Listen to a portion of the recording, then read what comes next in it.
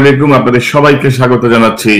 আমি কনক সারোয়ার। আজকের আলোচনায় দর্শক, আজকে আমাদের সঙ্গে যোগ দেবেন একজন বিশিষ্ট অতিথি, যিনি জীবন্ত কিংবদন্তি, যিনি আমাদের মুক্তিযুদ্ধের সঙ্গে ওতপ্রোতভাবে জড়িত প্রথম দিন থেকেই। আপনারা জানেন সাম্প্রতিক সময়ে আওয়ামী লীগ সভানেত্রী এবং প্রধানমন্ত্রী শেখ হাসিনা বলেছেন যে 1971 সালের মার্চের 25-26 তারিখে মেজর জিয়াউর রহমান চট্টগ্রামে গুলি চালিয়ে মানুষ হত্যা করেছেন। তো সেই সময়ের সাক্ষী, যার চোখের সামনে সকল ঘটনা ঘটেছে, যিনি প্রথম বিদ্রোহের সঙ্গে ওতপ্রোতভাবে সম্পৃক্ত, সেই বিখ্যাত জীবন্ত কিংবদন্তি কর্নেল অবসরপ্রাপ্ত ডক্টর অলি আহমেদ আজকে আমাদের অতিথি হয়ে এসেছেন।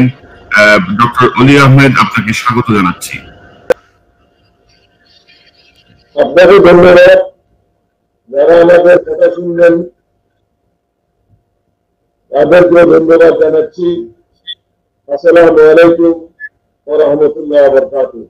আপনি 1971 সালের 25শে মার্চের সেই উত্তাল সময়টায় চট্টগ্রামে ছিলেন, ক্যাপ্টেন হিসেবে দায়িত্বরত ছিলেন। মেজর জিয়াউর রহমানের একদম ঘনিষ্ঠ সহচর হিসেবে আপনি তার সাথে ছিলেন। তো আমরা সেই প্রসঙ্গে যাওয়ার আগে শুনতে চাই যে সাম্প্রতিক সময় 7ই মার্চে আওয়ামী লীগ সভানেত্রী এবং প্রধানমন্ত্রী শেখ হাসিনা একটি মন্তব্য করেছেন, একটি ভাষণ দিয়েছেন। আমরা সেখান থেকে একটু শুনতে চাই।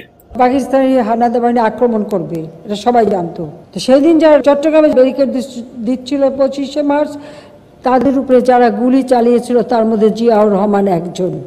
অবৈধ ক্ষমতায় বসে দল গঠন করেছে, সেই দলের নেতারা 7ই মার্চের ভাষণের ভাষা বুঝবে না, মর্ম বুঝবে না, এটা তো খুব স্বাভাবিক। তো জনাব অলি আহমেদ বীর বিক্রম, আপনি কি মনে করেন এই বক্তব্যটা আপনি কিভাবে দেখেন? এই যে 25শে মার্চের যে বক্তব্যটিতে যে অভিযোগটি আসলো, সম্পূর্ণ নতুন একটি অভিযোগ, স্বাধীনতার 50 বছরের মাথায় এই যে অভিযোগ, কিভাবে দেখেন আপনি? প্রধানমন্ত্রী যে বক্তব্য দিয়েছেন তাতে আমি হতবাক হয়েছি, বিস্মিত হয়েছি, তবে আশ্চর্য হইনি। সশস্ত্র বাহিনীর যে সমস্ত অফিসার বা অন্যান্য পদবীর সৈন্যরা নিজের জীবনের কথা চিন্তা না করে, পরিবারের কথা চিন্তা না করে, সবাইকে বিপদের মুখে রেখে যুদ্ধে অংশগ্রহণ করে বীরত্বের সাথে যুদ্ধ করেছে। অনেকে মৃত্যুবরণ করেছে। সৌভাগ্য হলো আমরা জীবিত স্বাধীন বাংলাদেশের নাগরিক হিসাবে এখনো বেঁচে আছি। বিশেষ করে যারা সশস্ত্র যুদ্ধে অংশগ্রহণ করেছে, রিফিউজি ক্যাম্পে ছিল না। ইদানিং দেখছি অনেকেই ব্যাকআপ পাচ্ছে, যারা রিফিউজি ক্যাম্পের দায়িত্ব ছিল তারা সশস্ত্র বিদ্রোহ করে, সশস্ত্র যুদ্ধে যারা সম্মুখ যুদ্ধে অংশগ্রহণ করেছে তাদের সম্বন্ধে অনেক মন্তব্য আমরা শুনেছি। এটা খুবই দুঃখজনক। আমি অনুরোধ করব, লাঠিসোঁটা নিয়ে কখনো কোনো দেশ স্বাধীন হয় নাই। সশস্ত্র বাহিনীর যে সমস্ত সদস্যরা নিজের জীবনের ঝুঁকি নিয়ে এই যুদ্ধে অংশগ্রহণ করে বাংলাদেশকে স্বাধীন করেছে, তাদেরকে সম্মান করে কথা বলা উচিত। 25, 26, 27 তারিখ সম্বন্ধে বক্তব্য এসেছে। জিয়াউর রহমান এবং আমরা কি করেছি এই দিনগুলিতে, সেই তথ্যগুলি আমি দিতে চাই। কারণ এই তথ্যগুলি বিকৃত করা হয়েছে। প্রধানমন্ত্রী বলেছেন তাকে মুক্তিযোদ্ধারা বলেছে। এই মুক্তিযোদ্ধারা কি রিফিউজি ক্যাম্পের মুক্তিযুদ্ধ ছিল, না আমাদের নেতৃত্বে যুদ্ধ করে মুক্তিযুদ্ধ হয়েছে, সে সম্বন্ধে আমি অবগত নই।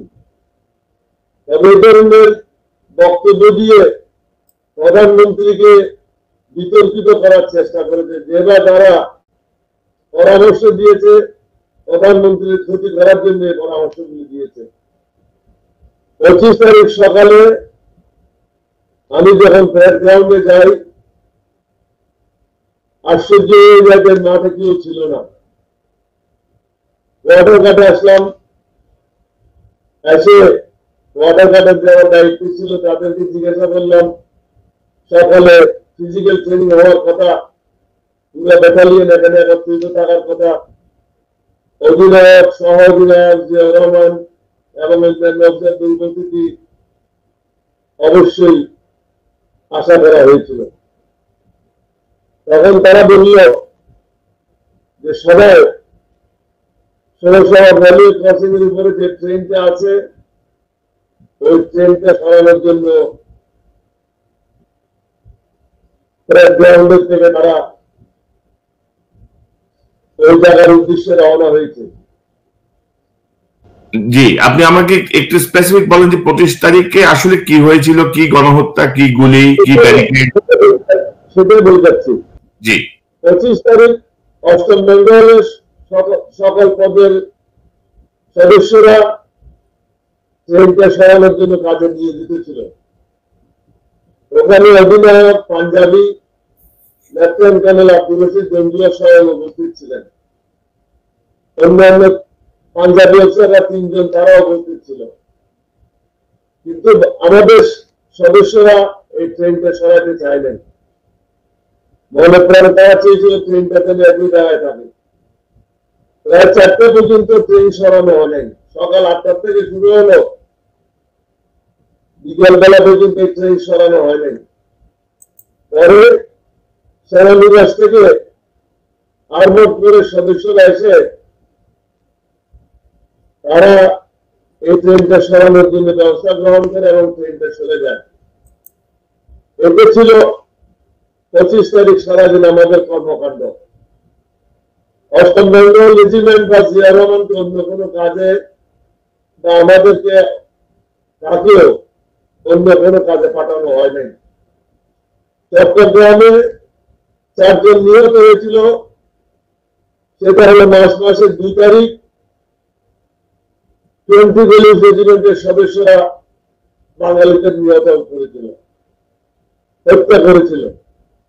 কিন্তু অষ্টম বেঙ্গল রেজিমেন্ট বা জিয়া রহমান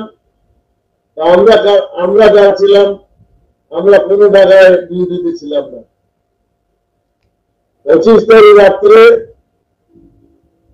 আমি সর্বপ্রথম বিদ্রোহ করি। জিয়া রহমান সাহেব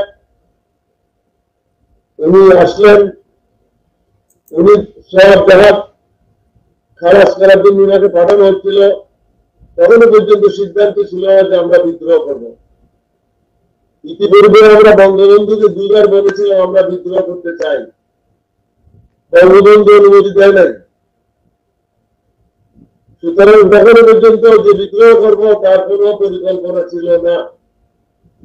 যখন আমি বিদ্রোহ করে পাকিস্তান সেনাবাহিনীর সদস্য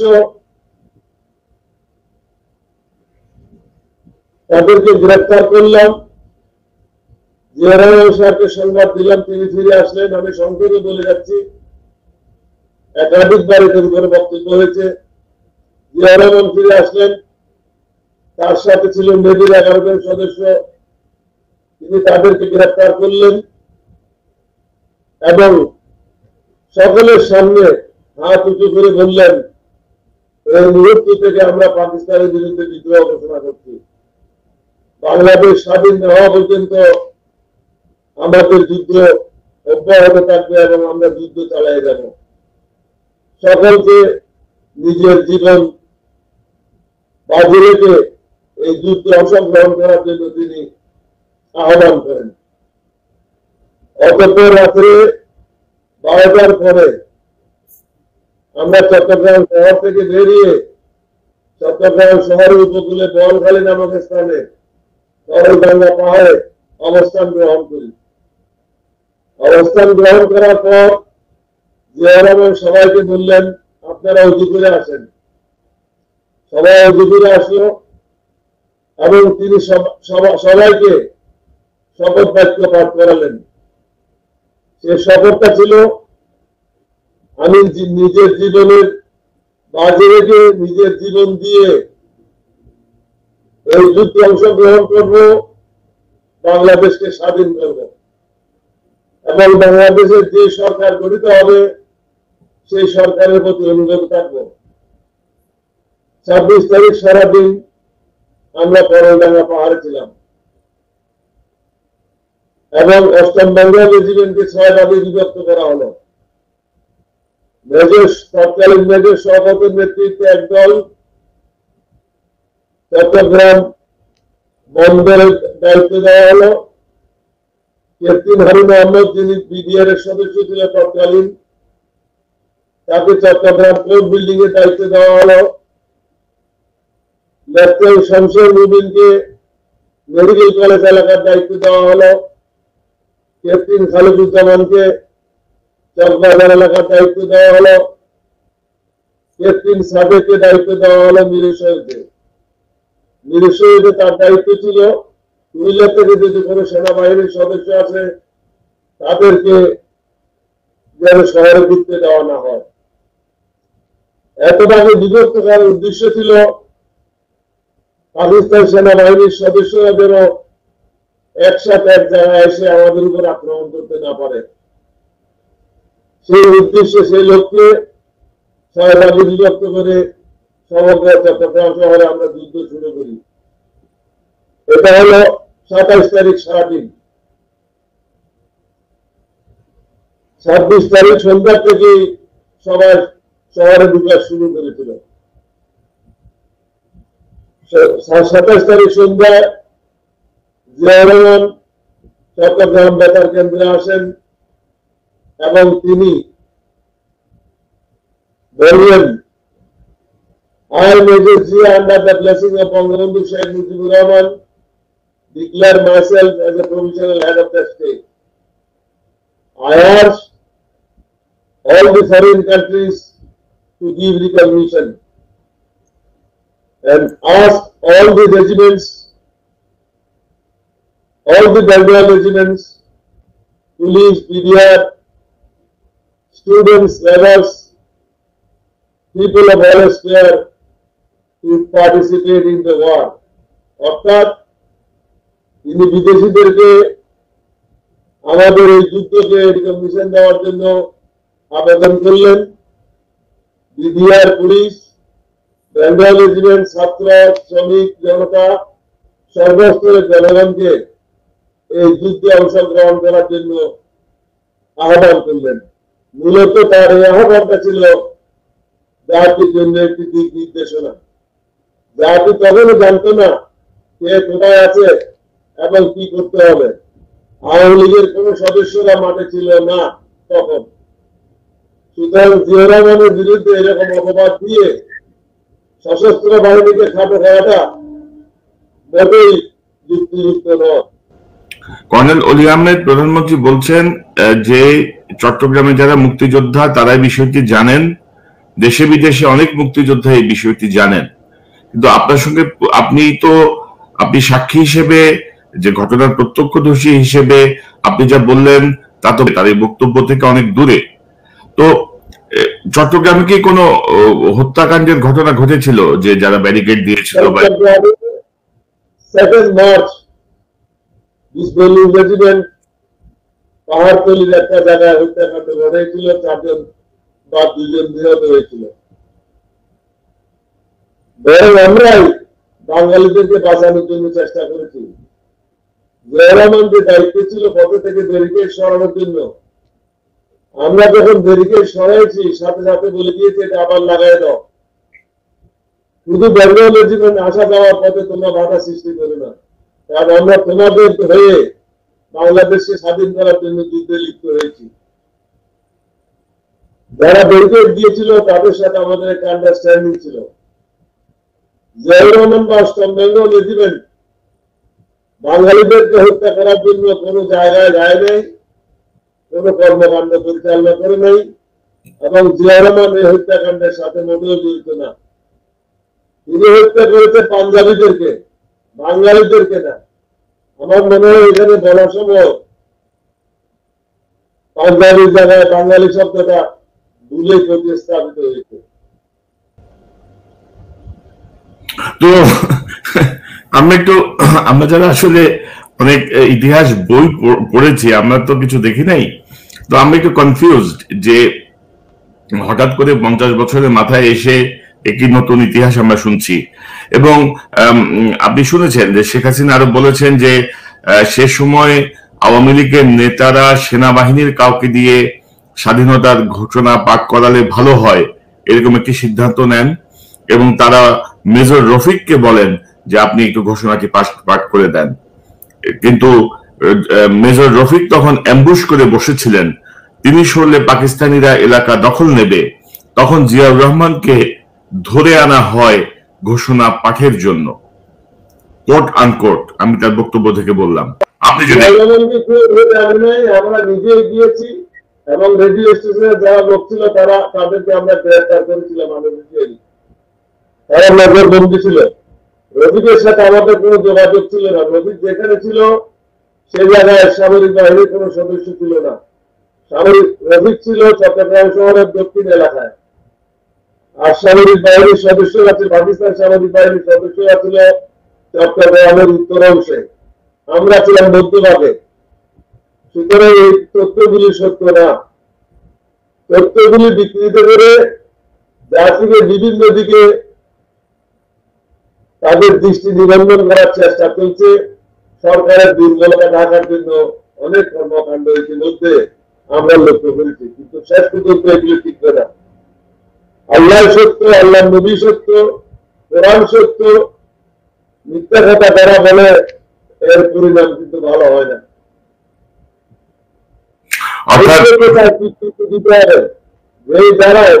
দাঁড়ায় মুক্তিযুদ্ধে সাহায্য করেছে, মুক্তিযুদ্ধে অংশগ্রহণ করেছে, তারা জীবনের ঝুঁকি নিয়েছে, তাদেরকে সম্মান করতে হবে।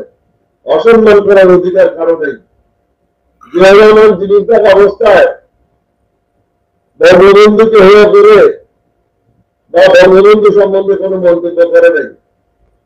এমনকি বর্তমান প্রধানমন্ত্রী যখন ভারতবর্ষে আশ্রিত ছিল, তিনি তাকে বাংলাদেশে ফিরে আনার ব্যাপারে ডক্টর কামাল সাহেব সহ ৩-৪ জন বঙ্গভবনে গিয়েছিল। আমি অ্যাপয়েন্টমেন্ট দিয়েছিলাম জিয়াউর রহমানের সাথে। জিয়াউর রহমানের কাছে অনুমতি নিতে গিয়েছিল শেখ হাসিনা মহোদয়কে বাংলাদেশে আনা যায় কিনা। তিনি বলেছিলেন অবশ্যই। তিনি হলেন আমাদের নেতার কন্যা, তাকে বাংলাদেশে অবশ্যই আনবেন এবং তাকে দেখাশোনা করার জন্য যা যা প্রয়োজন আমরা সেটা করব। জিয়াউর রহমান বঙ্গবন্ধু এবং তার পরিবারের প্রতি সম্মানশীল ছিল, কখনো অসম্মান করে কোনো কথা বলে নাই। আমরা আশা করব জিয়া রহমান এবং জিয়া রহমানের পরিবার নিয়ে কোন অসম্মানজনক কথাবার্তা যেন কেউ না বলেন। আরো একটা কথা স্মরণ রাখতে হবে, আমরা অনেকে মুক্তিযুদ্ধ করেছি, আমাদের পরিবার পাকিস্তানিরা আমাদের পরিবারকে গ্রেফতার করে নাই, কিন্তু বেগম জিয়া এবং তার 2 শিশু গ্রেফতার হয়েছিল এবং মানবতার জীবন যাপন করেছিল দীর্ঘ 9 মাস। অথচ অন্য কারো পরিবার, অন্য কোনো আওয়ামী লীগের নেতার পরিবার এইভাবে পাকিস্তানিদের হাতে বন্দী হয় নাই। এবং আমি যদি প্রসঙ্গক্রমে বলি যে সে সময় তো শেখ হাসিনা ঢাকাতেই ছিলেন এবং হলি ফ্যামিলি হাসপাতালে তার প্রথম সন্তানের জন্ম দেন তিনি, এবং পুরোটাই তো পাকিস্তানিদের তত্ত্বাবধানে খুব সুসম্পন্ন, সুনিপুণ এবং সুসম্পন্ন হয়েছিল। আপনি তো এটা জানেন এই ইতিহাস। আমি যেহেতু যুদ্ধে লিপ্ত ছিলাম, পাকিস্তানের বিরুদ্ধে কার বাচ্চা হয়েছে বা কার হয় নাই সে খবর রাখার কোনো সুযোগ সুবিধা ছিল না। তো কর্নেল অলি আহমেদ বিক্রম, আপনারা যে কালুরঘাট বেতার কেন্দ্রের দিকে গেলেন, এটা কার সিদ্ধান্তে গেলেন? লোকাল কোন আওয়ামী লীগের কোন পরামর্শ ছিল? তারা কোনো এভেলেবল ছিল না, তারা সবাই পলায় ছিল। লোকের কোন আওয়ামী লীগের সদস্যরা মাঠে ছিল না। ছাত্রলীগের ছেলেরা ছিল, যুবলীগের কিছু কিছু ছেলে ছিল, শ্রমিক লীগের কিছু কিছু লোক ছিল, বড় বড় নেতারা সবাই পলাই ছিল। বড় বড় নেতাদের সবাইকে আমরা ঘরে ঘরে দিয়া মেজর শহরকে 25 তারিখ রাত্রে সবার ঘরে পাঠায় তাদেরকে আমরা বলেছি 8ম বেঙ্গল রেজিমেন্ট তৎকালীন মেজর জিয়ার নেতৃত্বে বিদ্রোহ করেছে। আপনারা আসেন আমাদের সাথে মিলে এই যুদ্ধে অংশগ্রহণ করেন। আওয়ামী লীগের কোন নেতা কোন ফ্রন্টে যুদ্ধে অংশগ্রহণ করে নাই। যদি যুদ্ধে অংশগ্রহণ করত তারা আমাদের মতো বীর বিক্রম, বীরশ্রেষ্ঠ, বীর উত্তম বা বীর প্রতীক খেতাব পেত।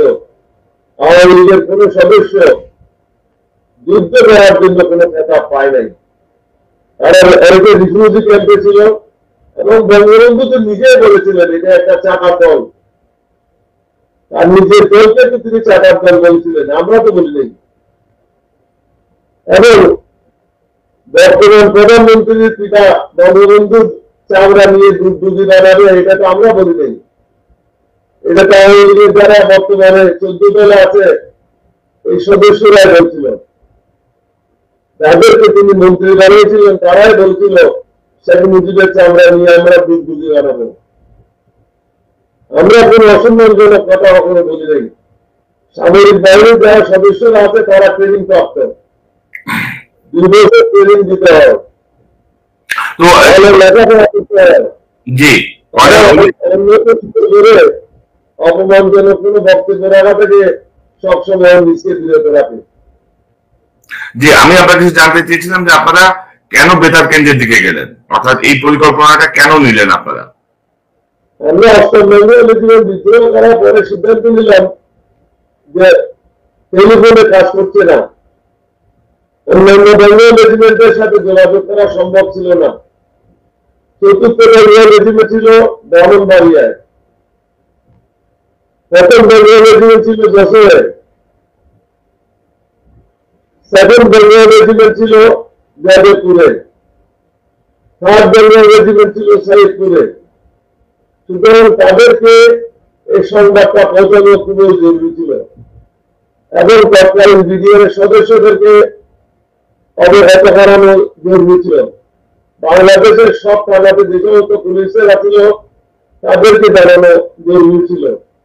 সবচেয়ে বড় গুরুত্বপূর্ণ বিষয় ছিল বাংলাদেশের জনগণকে বলা যে বেঙ্গল রেজিমেন্টের লোকেরা বিদ্রোহ করেছে তোমাদের পক্ষে হয়ে। এই সংবাদটা জানানোর জন্য অন্য কোনো মাধ্যম ছিল না। রেডিও স্টেশনের মাধ্যমে অ্যানাউন্সমেন্ট ছাড়া এই যুদ্ধ কখনো সংঘটিত হতো না পাকিস্তানের বিরুদ্ধে। অনেকে হয়তো ঘরে বসে মারা পেত। জিয়া রহমানের এই ঘোষণার কারণে বড় বড় নেতারা আগরতলা পলায়ে যাওয়ার জন্য সুযোগ পেয়েছিল, আসামে পলায়ে যাওয়ার জন্য সুযোগ পেয়েছিল, মেঘালয়ে পলায়ে যাওয়ার জন্য সুযোগ পেয়েছিল।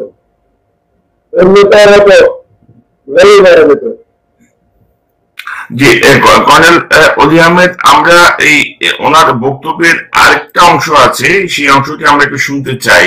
বোঝেনি সেটা আমাদের দেশেরই, তখন ছাত্রলীগের নেতা সিরাজুল আলম খান তখন বলছেন, লিডার আপনি কি বললেন, সব মানুষ হতাশ হয়ে চলে যাচ্ছে। সে সময় শুনে এই কথা বলছে, বলার সাথে সাথে আমি বললাম আপনারা এরকম মিথ্যা কথা বলছেন কেন? আপনারা তো মাঠ থেকে অনেক আগেই চলে আসছে, আপনারা মাঠের অবস্থা তাহলে জানেন না।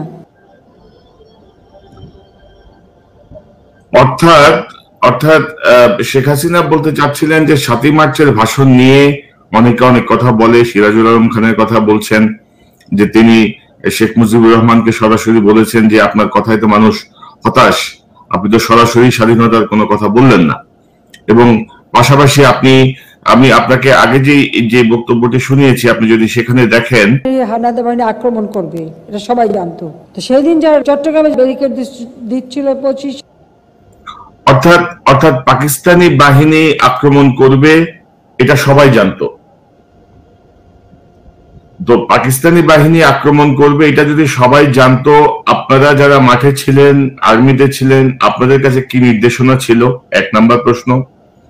আপনি নিজে বলছিলেন যে আপনি বঙ্গবন্ধু শেখ মুজিবুর রহমান সাহেবকে আপনারা 2 বার বিদ্রোহের কথা জানিয়েছিলেন, তিনি আপনাদেরকে করতে দেননি।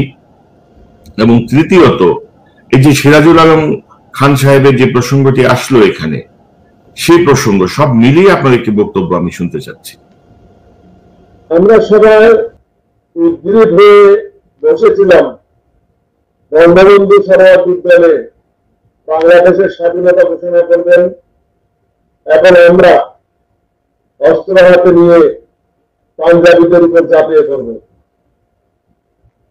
আমরা খুবই বিস্মিত হয়েছিলাম বঙ্গবন্ধুর ভাষণ শুনে। তিনি লাঠি সোটা নিয়ে সবাইকে প্রস্তুত করে বললেন, অস্ত্র হাতে নিয়ে প্রস্তুত হতে বললেন না, যুদ্ধের জন্য প্রস্তুত হতে বললেন না। লাঠি দিয়ে দাঙ্গা করা যায়, লাঠি দিয়ে পাকিস্তানের মতো একদল সুসজ্জিত বাহিনীর বিরুদ্ধে যুদ্ধ করা যায় না। লাঠি তোলা আর যুদ্ধ ভিন্ন জিনিস। আমরা বিস্মিত হয়েছিলাম। আমরা আশা করেছিলাম বঙ্গবন্ধু সরাসরি থেকে বাংলাদেশের স্বাধীনতা ঘোষণা করবেন এবং আমরা অস্ত্র হাতে নিয়ে পাকিস্তানের বিরুদ্ধে যুদ্ধে লিপ্ত হব। তখন যদি আমরা যুদ্ধে লিপ্ত হতাম এত হতাহত হইতো না, কারণ পাকিস্তানের সংখ্যা তখনও 25 তারিখে যত হয়েছিল তার অর্ধেক ছিল। তো শেখ হাসিনা যেমনটি বলছিলেন যে 25-এ মানে একটা হামলা হবে এটি সবাই জানতো, কিন্তু সে জাতীয় কোনো নির্দেশনা কি আপনাদের কাছে ছিল? আমাদের কাছে কোনো নির্দেশনা ছিল না। আপনারা যদি তাজউদ্দিন সাহেবের মেয়ের বইটা পড়েন এবং সশস্ত্র বাহিনীর 7 in command Khandakar air vice marshal Khandakar সাহেব বই গুলি পড়েন, তাহলে পরিষ্কার ভাবে বুঝবেন বঙ্গবন্ধু কি চেয়েছিল। আমি সেই সম্বন্ধে মন্তব্য করতে চাই না। আমারটা বই না, আমারটা হলো থিসিস, অর্থাৎ 5 বছর লেখাপড়া করে বিলেতে এই থিসিসের প্রতিটা বই আকারে আমি ছাপিয়েছি। কেউ যদি ভুল করে এটা একটা বই, বইতে আপনি যা আছে লিখতে পারেন। নিয়মিত জায়গায় থিসিস করে অক্সফোর্ড গ্রুপ থেকে নিজের ইচ্ছা মতো কোনো কিছু লেখার অবকাশ নেই। এটা থিসিসের কপি। তো আবার থিসিসের আপনি যদি সামারাইজ করেন 3 লাইনে, আপনি কি সামারি দাঁড়াবে সেটি? আপনার গবেষণার মূল সাবস্টেন্সটা কি একটু দর্শকদের বলেন। সশস্ত্র বাহিনী যুদ্ধে লিপ্ত না হলে, জিয়া রহমান স্বাধীনতা ঘোষণা না করলে আদৌ বাংলাদেশ স্বাধীন হতো না। পাকিস্তানিরা সবকিছু দমন করে নিত। আমাদের বিদ্রোহের কারণে তারা বিগত করে দিয়েছিল। কর্নেল অলি আহমেদ বীর বিক্রম, আপনি মুক্তিযুদ্ধের উপ অধিনায়ক এআর খন্দকারের কথা বলেছেন। তিনি অবশ্য তার বইটি প্রত্যাহার করে নিয়েছেন বাজার থেকে এবং তার স্ত্রী এই প্রেস কনফারেন্সে সাংবাদিকদেরকে বলেছেন যে এই বই লেখার কারণে তাদের উপর দিয়ে কি গেছে, এআর খন্দকার সাহেব অনেকটা বদ্ধ উন্মাদের মতো হয়ে গিয়েছিলেন, এতটা মানসিক চাপ দেয়া হচ্ছিল তার উপরে। তো আমরা বইয়ের বিষয়বস্তু কি সে সম্পর্কে এই আলোচনায় যেতে চাই না, আমরা এটি নিয়ে পরে কথা বলবো। তো আমি আপনার কাছে জানতে চাই, একজন বীর মুক্তিযোদ্ধা, একজন বীর বিক্রম, আপনি জীবন বাজি রেখে একেবারে বিদ্রোহের প্রথম দিন থেকে আপনি রণাঙ্গনে ছিলেন, বিদ্রোহের প্রথম দিন থেকে শেষ পর্যন্ত আপনি ছিলেন, সাহসিকতার সঙ্গে ছিলেন আপনি বীর বিক্রম। তো এই যে 50 বছরের বাংলাদেশের আপনার মূল্যায়ন কি? এই যে গত 12 বছর বাংলাদেশে যা হচ্ছে, এই যে এখন ধুমধামের সঙ্গে 50 বছরে উদযাপিত হবে, আপনার বিশ্লেষণটা কি? আপনি যদি বিশ্লেষণ করেন। আপনি নিশ্চয়ই লক্ষ্য করেছেন, সমগ্র জাতি লক্ষ্য করেছে, সমগ্র পৃথিবী জানে, গত কয়েক মাস যাবৎ সরকারের বিরুদ্ধে অনেকগুলি তথ্য বেরিয়ে আসছে। জনগণের দৃষ্টি অন্যদিকে নিবদ্ধ করার জন্য সরকার এই ধরনের কৌশল অবলম্বন করছে। কখনো জিয়া রহমান সম্বন্ধে বলছে, কখনো খেতাব কেড়ে নেবে বলছে, কখনো অন্যরকম কথা বলছে। এরকম বলতে থাকবে যতদিন পর্যন্ত ক্ষমতা থেকে বের না হয়। জিয়া রহমানের প্রতি এত আক্রোশ কেন? মাথার কাছে তো কেউ বলে দেন, আমরা তো একটু দিল চলে। জিয়া রহমান যেহেতু স্বাধীনতা ঘোষণা করেছে, অনেকের এটা সহ্য হচ্ছে না। জিয়া রহমান যেহেতু দেশে যখন বিশৃঙ্খলা সৃষ্টি হয়েছিল খন্দকার মোস্তাকের কারণে, বঙ্গবন্ধুকে যারা হত্যা করেছিল তাদের কারণে বাংলাদেশ বিপদগ্রস্ত হয়েছিল, বিশৃঙ্খলা সৃষ্টি হয়েছিল, সেনাবাহিনীতে অনেকগুলি কূপ হয়েছিল, জিয়াউর রহমান দেশে শান্তি ফিরিয়ে নিয়ে আসে, সশস্ত্র বাহিনীতে শৃঙ্খলা ফিরিয়ে নিয়ে আসে। সুতরাং জিয়াউর রহমানের যে অবদান সেটাকে সম্মান করা উচিত সমগ্র জাতির, এবং তাকে স্বাধীনতা পুরস্কার দেওয়া উচিত 1 নম্বর ব্যক্তি হিসেবে।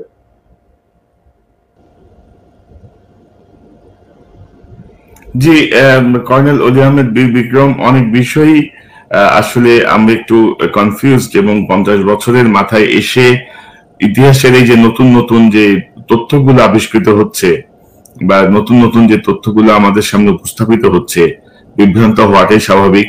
তবে আপনার যে বক্তব্য, সেই বক্তব্যে আপনার প্রত্যক্ষদর্শীর যে ভাষ্য, তাতে আমরা বুঝতে পারছি যে সাম্প্রতিক সময় যে কথাটি বলা হয়েছে সেটি সর্বৈব মিথ্যা এবং ইতিহাসের সঙ্গে এর কোনো যোগসূত্র নাই। আমি তো বলেছি, প্রধানমন্ত্রীকে বিভ্রান্ত করার জন্য, প্রধানমন্ত্রীকে জনগণের সামনে বিতর্কিত করার জন্য, অথবা জনগণের দৃষ্টি অন্যদিকে ফিরিয়ে দেওয়ার জন্য এই ধরনের বক্তব্যগুলি আসছে। এটা প্রথম নয়, এর আগেও আসছে কয়েকটা বক্তব্য বিভিন্ন ধরনের, সেটা ফেরে মেরে এটা নিয়ে কয়েকদিন চলেছে, এখন জিয়াউর রহমানকে হত্যাকারী বানাচ্ছে। এগুলি চলতে থাকবে। এই সরকার ক্ষমতায় না দেওয়া পর্যন্ত এই ধরনের বিভ্রান্তিমূলক খবর ছড়াবে, কিন্তু জনগণ জানে সত্য কোনটা, মিথ্যা কোনটা। মিথ্যা কথা বলাটা বড় পাপ আমরা জানি, তারপরে আমরা বলে যাচ্ছি অহরহ। আমরা মনে করেছি, কারণ আল্লাহকে ভয় করি না, আল্লাহ নবীকে ভয় করি না, কোরআনকে ভয় করি না, সবটাই সবচেয়ে বড় মনে করি। তবে কর্নেল অলি আহমেদ বীর বিক্রম, ইতিহাসের একটি সত্য বিষয় নিয়ে দেশের প্রধানমন্ত্রী যদি কথা বলতে যদি বিভ্রান্ত হন, বা তাকে যদি কেউ এভাবে বিভ্রান্ত করতে পারে, তাহলে এই দেশের ভবিষ্যৎ বা জাতির ভবিষ্যৎ যে কত ভয়াবহ হতে পারে সেটা আমরা অনুমান করতেই পারি। আমি জানি আপনি দেশে আছেন, বাংলাদেশের থেকে মন খুলে কথা বলাটাও অনেকটা ঝুঁকিপূর্ণ। তারপরে একজন বীর মুক্তিযোদ্ধা ডক্টর অলি আহমেদ বীর বিক্রম, আপনি আমাকে সময় দিয়েছেন, এই জন্য আপনাকে অসংখ্য ধন্যবাদ জানাচ্ছি। আপনাকে ধন্যবাদ, এবং যারা আমাদের বক্তব্য শুনেছে তাদেরকে সালাম জানাই। আল্লাহ সবার মঙ্গল করুক। সত্য কথা যেন আমরা বলি, আল্লাহ রসুলের পথে যেন আমরা দেশকে পরিচালিত করি, এটাই আশা করব। আসসালামু আলাইকুম ওয়া রাহমাতুল্লাহি ওয়া বারাকাতুহু। ওয়ালাইকুম আসসালাম কর্নেল অলি আহমেদ বীর বিক্রম, আপনাকে অসংখ্য ধন্যবাদ। আশা করি আপনি আমাদেরকে নিকট ভবিষ্যতে আবারও আপনার সময় পাবো, আমরা আবারও অন্য কোনো বিষয় নিয়ে কথা বলবো। দর্শক, আপনারা শুনছিলেন কর্নেল অলি আহমেদ বীর বিক্রম, যিনি জিয়াউর রহমানের নেতৃত্বে সর্বপ্রথম বিদ্রোহের অন্যতম একজন সৈনিক, যিনি বীর বিক্রমে যুদ্ধ করেছেন, যিনি চট্টগ্রামের পরিস্থিতি খুব কাছে থেকে দেখেছেন 1971 সালের 25, 26, 27 মার্চ। তিনি যুক্ত ছিলেন জিয়াউর রহমানের স্বাধীনতার ঘোষণার প্রক্রিয়ার সঙ্গে, যেটি কালুরঘাট বেতার কেন্দ্র থেকে প্রচারিত হয়েছিল। তো আপনারা তার বক্তব্য, দেশের প্রধানমন্ত্রীর বক্তব্য সব মিলিয়ে আপনারাই বুঝতে পারবেন যে কোনটি সত্য কোনটি মিথ্যা, কেন কোন প্রসঙ্গে কি জন্য এই জাতীয় অবান্তর ইতিহাসের সৃষ্টি করা হচ্ছে নতুন নতুন ভাবে স্বাধীনতার 50 বছরের পরে বা স্বাধীনতার 50 বছরের মাথায়।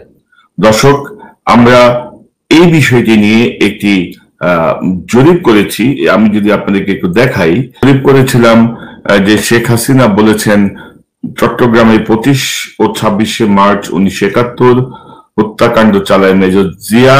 আপনি কি হাসিনার এই বক্তব্য সমর্থন করেন? 14 ঘন্টা আগে দেয়া এই জরিপ বা ভোটিং, এই ভোটিং এ 12,000 মানুষ অংশ নিয়েছেন এবং শতকরা 96% মানুষ বলেছেন যে তারা শেখ হাসিনার এই বক্তব্যকে সমর্থন করেন না। শতকরা 4% মানুষ বলেছেন তারা এই বক্তব্যকে সমর্থন করেন। এবং আমরা যদি দেখি যে এখানে 295টি কমেন্টস করেছেন যারা এই ভোটে অংশ নিয়েছেন, তাদের মধ্যে অনেকেই মন্তব্য করেছেন এবং একজন বলেছেন শেখ হাসিনার বিরুদ্ধে এখন ডিজিটাল মামলা হয় না, জাগো বাঙালি জাগো, মাদার অফ মাফিয়া নিপাত যাক, দেশের মানুষ মুক্তি পাক। একজন বলেছেন মাদার অফ মাফিয়া যেভাবে অপপ্রচার ছড়াচ্ছে তার নামে কেন ডিজিটাল নিরাপত্তা আইনে মামলা হচ্ছে না।